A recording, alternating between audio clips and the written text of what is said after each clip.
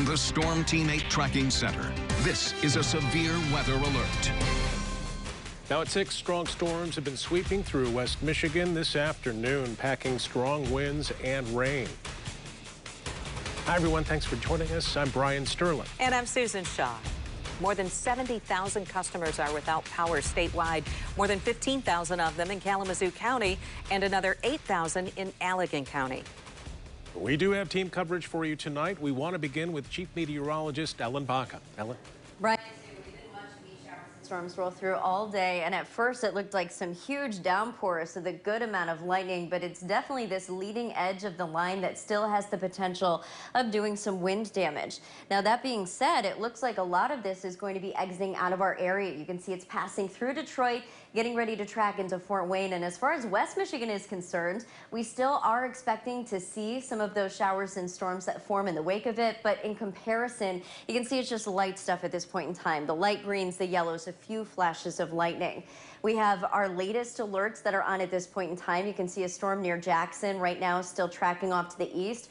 And as it does so, it's going to be bringing the potential of heavy rain. It's moving at about 32 miles per hour or so. So even those areas should be in the clear. But not many of these alerts are actually active behind the line anymore, which is, again, exactly what we like to see. So light rain for the most part. We're not going to be able to shake the mugginess or the fact that there's a lot of water that just fell to the ground. So along with the power outages, you still have the heat and the humidity to contend with.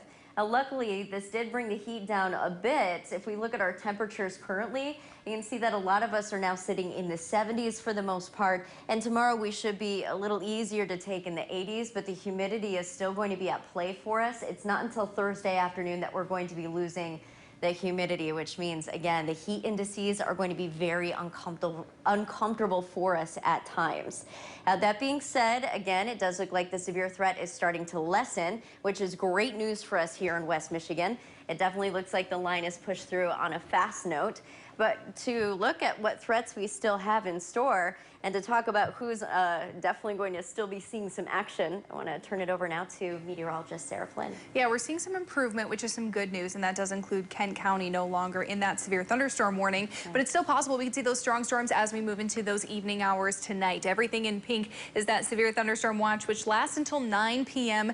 tonight. It may get expired a little bit earlier depending on how quickly those storms pass through, but keep an eye out for that. It's a bit of a twofold situation, though, because now our concern shifts to flooding. We do have an aerial flood advisory for the counties in green, and those are the counties that we saw that strong line of storms pass through, and we saw heavy rain with that. And in addition, you have to remember we had showers and thunderstorms earlier this morning, so it's almost like a 1-2 punch for these counties. And you can see really those are the areas that picked up those heaviest rain totals here within the last couple of hours. The areas in yellow, more than 2 inches. We saw some reports up to about 4.1 inches. That is just east of Hastings. Further off to the south of Wayland, about 2.5. A little bit further up towards the southeast there, 3.5 inches. So a decent amount of rain was picked up with these storms. So if you are headed out the door this evening, be cautious on those roads. Standing water is going to be very, very likely.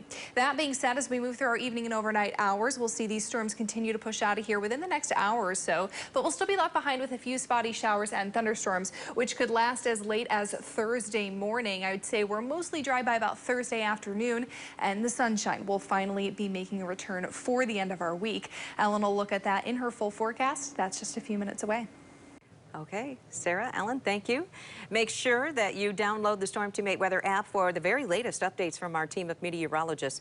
You can download it for free in the App Store.